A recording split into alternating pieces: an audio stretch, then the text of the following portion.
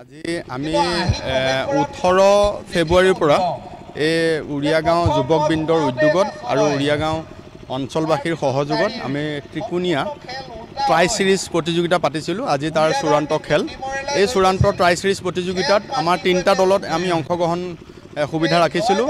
Uriagaon 11 star club, চুতীয়াগাঁও হেৰিকেনছ 11 আৰু গুমুঠাগাঁও royal ক্লাবৰ মাজত আমাৰ এই খেলটো অনুষ্ঠিত হৈছিল, সিৰিজটো অনুষ্ঠিত হৈছিল।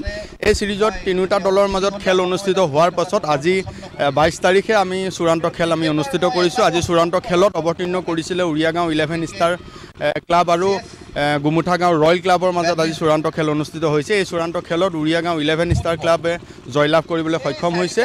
এনেধৰণে আমি আগন্তুক দিনলৈকো এই প্ৰতিখন গাঁৱতে প্ৰতিভাৱান খেলুৱৈ উলিয়াবৰ কাৰণে এই খেল আমি অব্যাহত ৰাখিম বুলি ইয়াৰ জৰিয়তে আমি উদ্যোক্তা মণ্ডলী আমি সমাজত জনাইছোঁ। আজি খেলখনত চূড়ান্ত খেলখনত এই অঞ্চলৰ বিভিন্ন জেগাৰ খেলপ্ৰেমী ৰাইজে আহি খেল উপভোগ কৰিছে।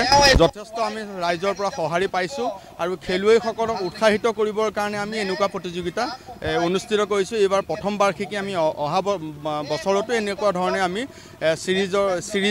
ক্ৰিকেট সিৰিজ আমি পাতিবলৈ সক্ষম হ'ম।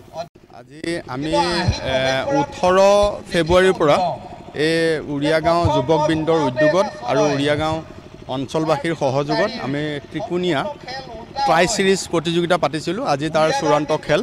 এই চূড়ান্ত ট্ৰাই সিৰিজ প্ৰতিযোগিতাত আমাৰ 3টা দলত আমি অংশগ্ৰহণ সুবিধা ৰাখিছিলোঁ।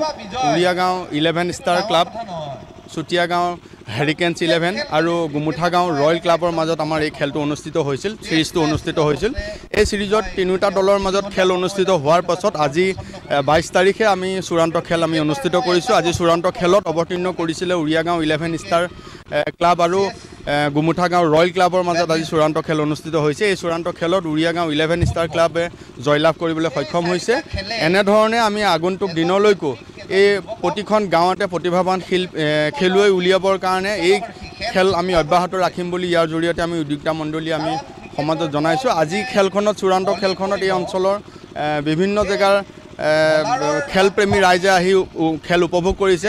যথেষ্ট আমি ৰাইজৰ পৰা সঁহাৰি পাইছোঁ আৰু খেলুৱৈসকলক উৎসাহিত কৰিবৰ কাৰণে আমি এনেকুৱা প্ৰতিযোগিতা অনুষ্ঠিত কৰিছোঁ। এইবাৰ প্ৰথম বাৰ্ষিকী আমি অহা বছৰতো এনেকুৱা ধৰণে আমি ক্ৰিকেট সিৰিজ আমি পাতিবলৈ সক্ষম হ'ম।